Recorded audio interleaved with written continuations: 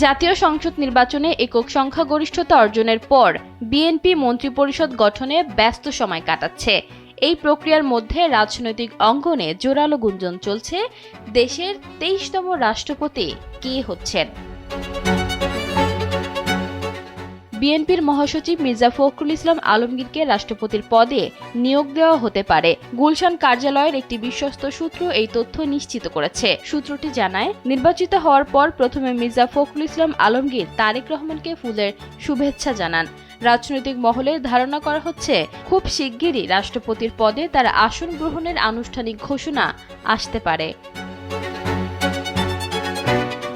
সংশ্লিষ্ট সূত্র জানায়, ১৭ ফেব্রুয়ারি মঙ্গলবার সকালে ত্রয়োদশ জাতীয় সংসদ নির্বাচনে নির্বাচিত ব্যক্তিদের শপথ পড়াবেন প্রধান নির্বাচন কমিশনার এএমএম নাসির উদ্দিন।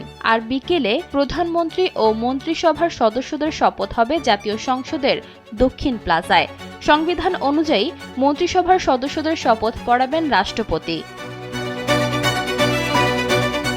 মির্জা ফখরুল ইসলাম আলমগীর বিএনপির ইতিহাসের সবচেয়ে দীর্ঘমেয়াদী মহাসচিব।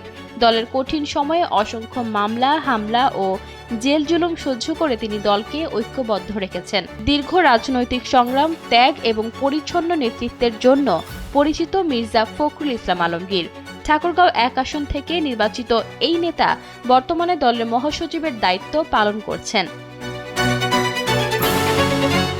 মির্জা ফখরুলের এই দীর্ঘ ত্যাগ ও পরিচ্ছন্ন ইমেজের কারণে আজ তাকে দেশের ২৩তম রাষ্ট্রপতি হিসেবে দেখার গুঞ্জন জোরালো হয়েছে। ঈশিতা আক্তার, সময়ের আলো।